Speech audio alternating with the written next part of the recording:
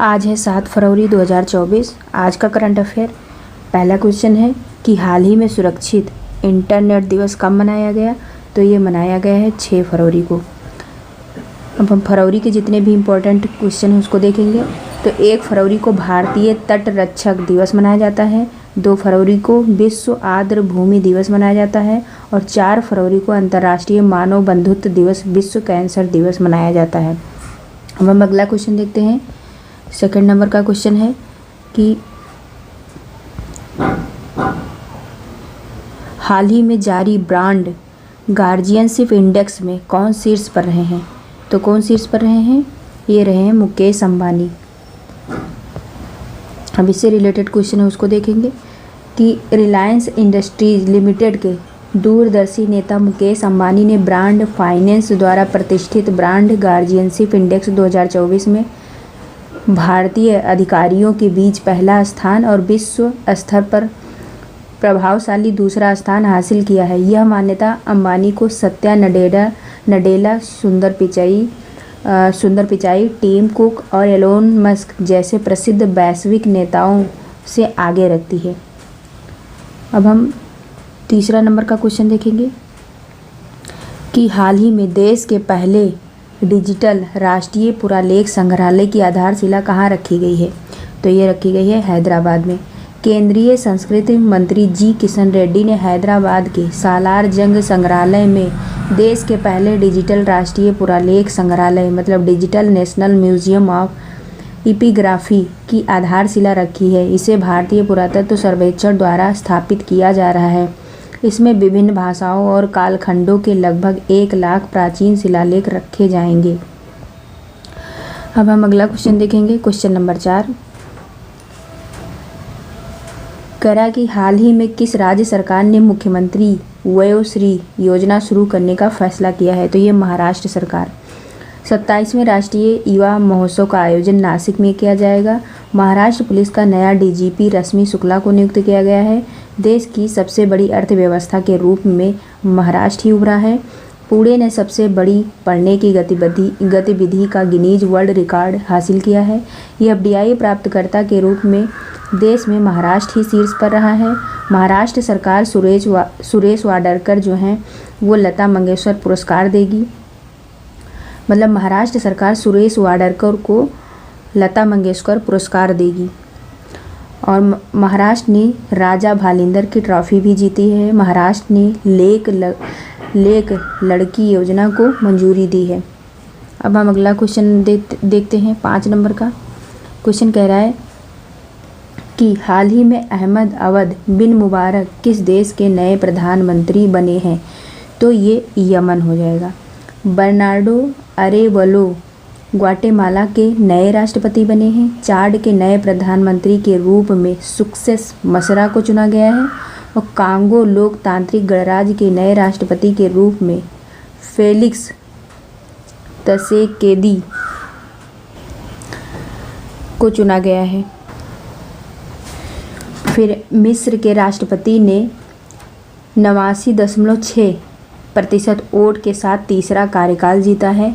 Andry Rajoelina को Madagascar का फिर से राष्ट्रपति चुना गया है। फिर हम अगला क्वेश्चन देखते हैं। 6 नंबर का क्वेश्चन है कि हाल ही में कार्ल बेदस का निधन हुआ है। वह कौन थे। तो वह एक अभिनेता थे। 1 फरवरी 2024 को रॉकी और प्रीडेटर में अपनी अविस्मरणीय भूमिकाओं के लिए प्रसिद्ध हॉलीवुड अभिनेता कार्ल वेदर्स के निधन की खबर से मनोरंजन जगत में हड़कंप मच गया।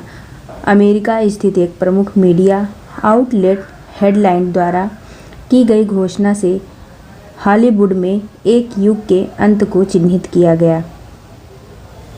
अब हम अगला क्वेश्चन देखते हैं 6 नंबर का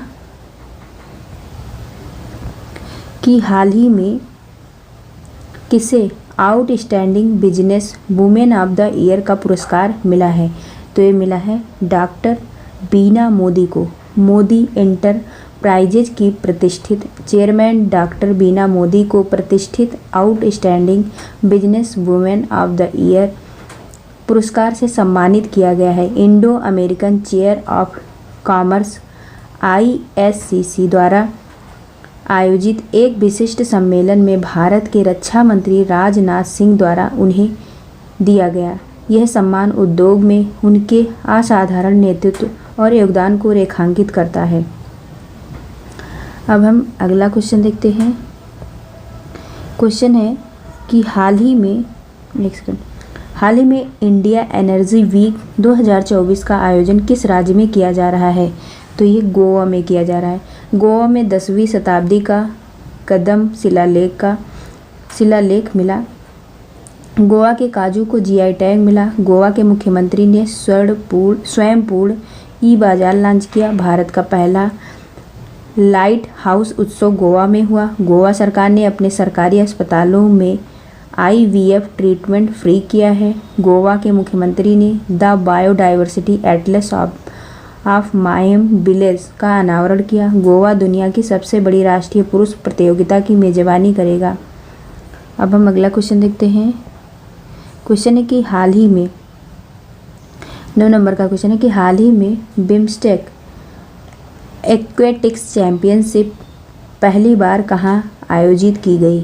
तो ये नई दिल्ली में की गई। बिम्स्टेक मतलब क्या हो जाएगा? आप लोग इसका नाम बताएंगे। फिर क्वेश्चन नंबर 10 देखते हैं। अगला क्वेश्चन है कि हाल ही में नई दिल्ली के राष्ट्रीय बाल भवन में 2 दिवसीय उल्लास मेले का उद्घाटन किसने किया? तो ये धर्मेंद्र प्रधान ने किया। केंद्रीय शिक्षा मंत्री धर्मेंद्र प्रधान ने दिल्ली के राष्ट्रीय बाल भवन में 2 दिवसीय उल्लास मेले का उद्घाटन किया। स्कूली शिक्षा और साक्षरता विभाग, शिक्षा मंत्रालय इस कार्यक्रम का आयोजन कर रहा है। इस आयोजन में विभिन्न राज्यों और केंद्र शासित प्रदेशों के 700 प्रतिभागियों के साथ साथ शिक्षा मंत्रालय और विभिन्न संगठनों के 100 से अधिक लोग भाग ले रहे हैं। फिर हम अगला क्वेश्चन देखते हैं। 11 नंबर का क्वेश्चन है हाल ही में आदि योगी शिव की 242 फीट ऊंची प्रतिमा कहाँ स्थापित की जाएगी? तो ये नोएडा में। नागरिक उड्डयन मंत्रालय ने पश्चिमी उत्तर प्रदेश के जेवर में आगामी नोएडा अंतर्राष्ट्रीय हवाई अड्डे के पास आदि योगी शिव की 242 फीट ऊंची प्रतिमा की स्थापना के लिए सैद्धांतिक मंजूरी दे दी है। यह महत्वपूर्ण निर्णय ईसा फाउंडेशन के लिए इस आध्यात्मिक मील के पत्थर की स्थापना का मार्ग प्रशस्त करता है। फिर हम अगला क्वेश्चन देखते हैं। 12 नंबर का क्वेश्चन है कि हाल ही में किसने राष्ट्रीय कुश्ती चैंपियनशिप में ग्रीको रोमन खिताब जीता है? तो ये सुनील कुमार ने जीता है। अगला क्वेश्चन है कि हाल ही में किसने गुवाहाटी उच्च न्यायालय के मुख्य न्यायाधीश के रूप में शपथ ली है? तो ये विजय बिश्नोई ने ली है। राजस्थान के नए एडवोकेट जनरल के रूप में राजेंद्र प्रसाद को नियुक्त किया गया है। स्वास्थ्य सचिव के रूप में अपूर्व चंद्रा को नियुक्त किया गया है। सूचना एवं प्रसारण सचिव के रूप में संजय जाजू को नियुक्त किया गया है। जस्टिस रितु बाहरी उत्तराखंड की पहली महिला मुख्य न्यायाधीश नियुक्त की गई हैं, मतलब नियुक्त हुई हैं। फिर हम अगला क्वेश्चन देखते हैं 14 नंबर का कि हाल ही में ADB ने किसे भारत के लिए नया देश निदेशक नियुक्त किया है? तो ये मियो ओका को। अगला क्वेश्चन और लास्ट क्वेश्चन है कि हाल ही में प्रधानमंत्री नरेंद्र मोदी जी ने कहाँ विश्व सरकार शिखर सम्मेलन को संबोधित करेंगे? तो ये दुबई। तो आज के लिए इतना ही। जय हिंद, जय भारत।